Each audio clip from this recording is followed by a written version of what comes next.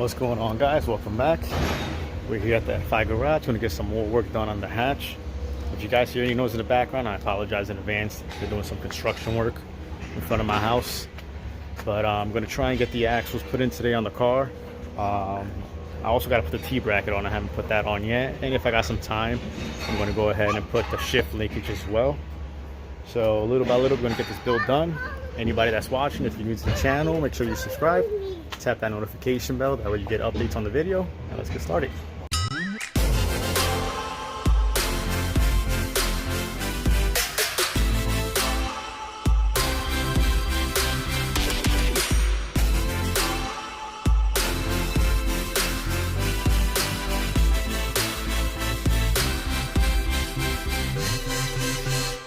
So I'm gonna get started by just breaking all the lug nuts loose on the wheels. Once I got the lug nuts loose, I'm gonna jack the car up, pull the wheels off, and get started on putting these axles on.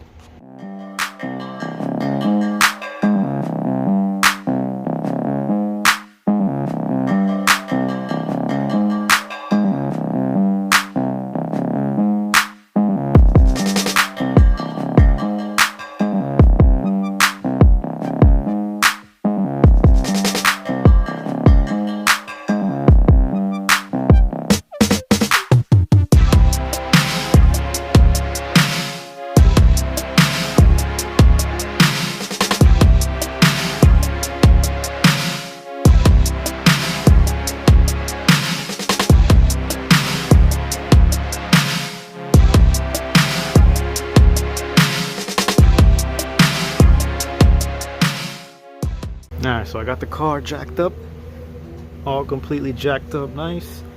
Now definitely got to get a new floor jack because that guy right there is too big. I'm gonna need one for lowered cars. As you guys saw, I had to jack the car up from the front, but I'm gonna take both wheels off real quick, and then we'll get under there and start getting everything started.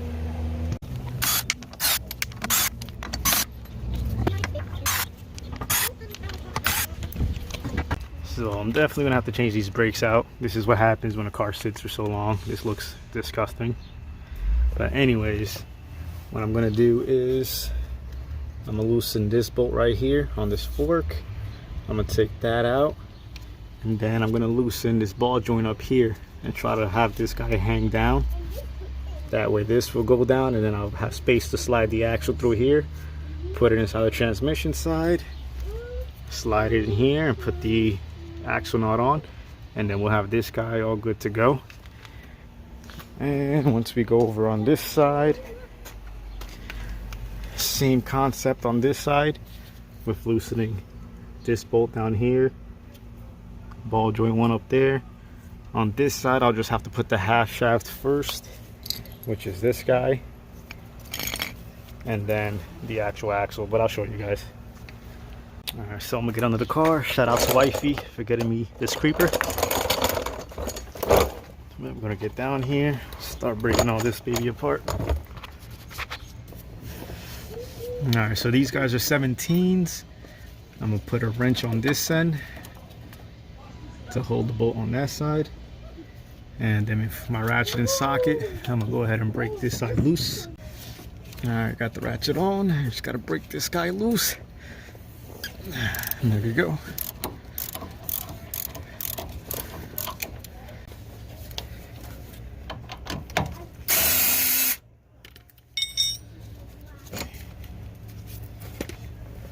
Now you just got to push this bolt out that way. You can just hit it with something. There you go. Bolt slid out.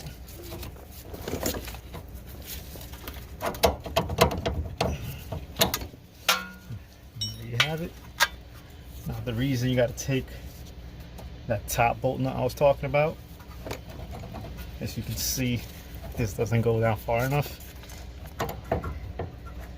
so you really won't be able to slide the axle in here. So once we take that guy out up there, it'll give us enough clearance to push the axle in.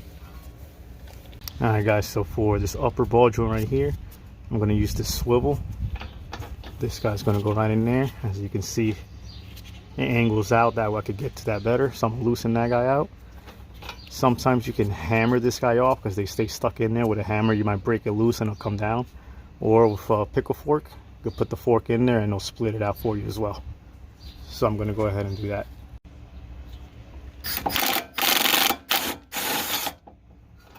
Alright, there we go. Now we got to try to split this guy now. Alright, so this is the fork I was talking to you guys about. All you got to do is put it right in here in between the ball joint, and then with a sludge hammer you're going to have to hit that end, and eventually it'll break that loose. Now I did forget my sludge hammer at work, so hopefully this rubber mallet does the job, but we're going to see. Alright, so proud of my hammer. I actually got it loose. As you can see, is off. So now the knuckle can swing out this way, and now we have room to put the axle in. You can slide it up into here, put it inside the transmission, and now this guy will swing over down this way, and it'll give you room to put the axle on this end. And then to install this, just the reverse, and you start buttoning everything back up. Alright, so axle's in on this side. Suggest putting the axle on the transmission side first, and then trying to put it on this end. The axle nut is a 32mm, just so you guys know. But yeah, axle's in. I just got to tighten this down.